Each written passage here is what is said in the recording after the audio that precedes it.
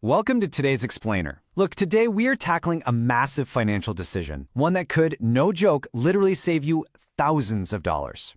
Debt consolidation often feels like this incredibly complicated financial magic trick when you look at all the different offers flying at you, right? But behind the curtain, it's really just a math game. And frankly, it's a game that banks secretly hope you don't fully understand. If you're trying to finally break free from debt, you might be staring down two totally different paths right now, wondering which one actually makes sense for your life. Should you take out a personal loan or should you use a balance transfer credit card?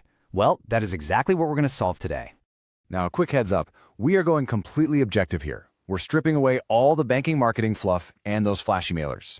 Today, we're looking strictly at the hard, objective numbers to break down exactly how each tool works, what it actually costs you out of pocket, and which one fits your specific financial situation. And look, we really need to have this conversation right now because the average person carrying credit card debt is just getting absolutely crushed by interest rates sitting right around 20 to 25%. So, to make this super concrete, I want you to picture yourself sitting at your kitchen table. You're staring down 10 grand in debt, spread across 3 different credit cards, all charging you over 20%. At that rate, literally a quarter of every single dollar you scrape together just vanishes into thin air before it even touches your actual debt principal. If you're only making minimum payments, you're stuck on a financial treadmill, handing the bank thousands of dollars in pure interest. It is a massive wealth leak, and we need to plug it immediately using the right tool. Here is our roadmap for today's Explainer. Number 1, how personal loans work. 2, balance transfer cards explained. 3, the side-by-side cost math. 4, our break-even decision framework. And 5, common consolidation mistakes. All right, let's jump right into section 1, how personal loans work. The slow and steady staircase. Now notice that absolute magic word right in the middle there, fixed. A personal loan is basically an installment loan. You borrow a lump sum from a lender, you use that cash to immediately wipe out all those high-interest credit cards, and then you just repay the new loan. The huge win here is total predictability. It gives you the exact same payment every single month and a crystal clear payoff date. Think about the psychological relief of that. It completely removes the daily anxiety of compounding variable interest. It acts as an anchor in a stormy sea of variable rates, allowing you to actually budget around this payment without any nasty surprises. But of course, the fine print always matters. Your interest rate is entirely dependent on your credit score and your income. And here is the major trap you've got to watch out for: origination fees. Banks don't work for free, right? This fee is their upfront cut for processing the loan, and it can range from 1 to 8% of the loan amount, usually deducted right off the top. So look at that 8% figure. On our $10,000 example, an 8% fee means $800 gets tacked onto your total cost right out of the gate. That's a massive bite. However, the good news is most personal loans today don't penalize you if you pay them off early, so you still have total freedom to accelerate that timeline if you can. Okay, moving over to section 2. Balance transfer cards explained. Hitting the pause button. So, a balance transfer operates on entirely different financial mechanics. It involves moving your existing high-interest debt onto a brand new credit card that offers a promotional 0% interest rate. Think of it like literally hitting the pause button on a stopwatch. For that set window, usually 12 to 21 months, the relentless ticking of compound interest just stops completely. This is incredibly powerful. Why? Because for that entire promotional window, every single penny you pay goes directly toward chipping away your principal balance like a rocket ship, rather than fighting against that brutal 25% headwind.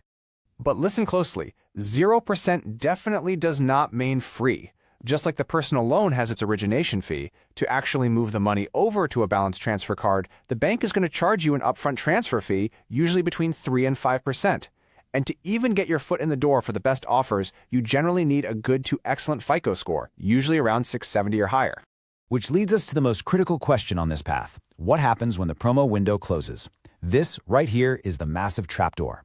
If you do not pay off the full balance before that 12 to 21-month window shuts, boom, the remaining balance is instantly subjected to the card's standard purchase rate. Banks are literally banking on human nature here. They are hoping you slip up, lose track of time, or just make minimum payments so they can slam you with a huge interest rate that puts you right back where you started. Which brings us right into section 3, side-by-side cost math, the core calculation. And this brilliantly illustrates the big picture. Let's walk through this visual grid together. Scenario 1 is do nothing. You just make minimum payments at 25%, bleeding thousands in interest for a decade. The bank gets rich, you stay broke. Scenario 2 is the personal loan. Let's say you get a 12% rate. It's a structured staircase over 36 months, costing you straight interest plus that origination fee. Then, scenario 3 is the balance transfer. This fast rocket ship compresses your timeline down to 12 to 21 months, and your only extra cost is the 3 to 5% upfront fee. It's the cheapest route on paper, but if you run out of fuel before the promo ends, you crash. So how do you actually choose between the two? It all comes down to finding your mathematical break-even point. This is the surprisingly simple secret to choosing. You just need to compare two numbers. Calculate the 3 to 5% upfront fee for the balance transfer card, and then use a free online calculator to find the total projected interest a personal loan would charge you over that exact same time frame. If the personal loan charges you $1,200 in interest over 2 years, but the balance transfer fee is only $400, well, the balance transfer is your clear winner. Whichever hand is lighter dictates the path that saves you the most cash. Let's translate that math into real life with Section 4, Break-Even Decision Framework, choosing your path. We can frame this decision around two distinct personas. First, we have the planner. If you've got over 10 grand in debt, your realistic payoff timeline is 3 years or more, and you desperately need strict guardrails to stay on budget, well, the personal loan is absolutely your best friend. You need that force structure. On the flip side, we have the sprinter. The sprinter has a slightly smaller balance, can aggressively crush that debt in under 18 months, and has ironclad, unwavering discipline. For them, the 0% balance transfer is built perfectly. To brutally and honestly determine which persona you actually are, let's run through this 3-step flowchart right now. Step 1, look at your budget. Can you comfortably pay this total balance off in under 18 months without defaulting on other bills? If no, you need a personal loan. Step 2, do you actually have the 670 FICO score required to qualify for the 0% offers? And step 3, this is the real look in the mirror moment. Do you have the absolute discipline to resist swiping those old credit cards once their balances magically drop to zero? If you answer no to any of these, the structured safety of a personal loan is simply the smarter path. Which pivots us nicely into Section 5, Common Consolidation Mistakes, Human Behavior Traps.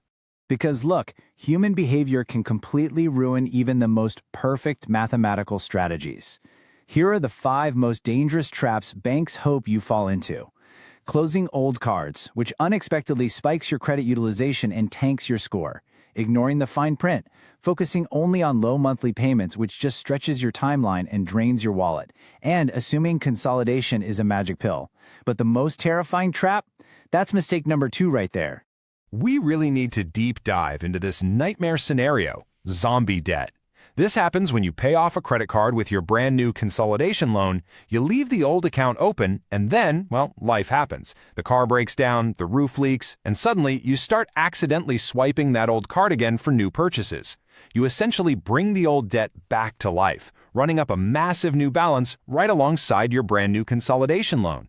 You effectively double your debt burden, all because you treated the cleared balance like free money. And this leads us to a fundamental, undeniable truth of personal finance. Read this quote with me. Consolidation reduces cost. It does not fix behavior. Let that really sink in for a second.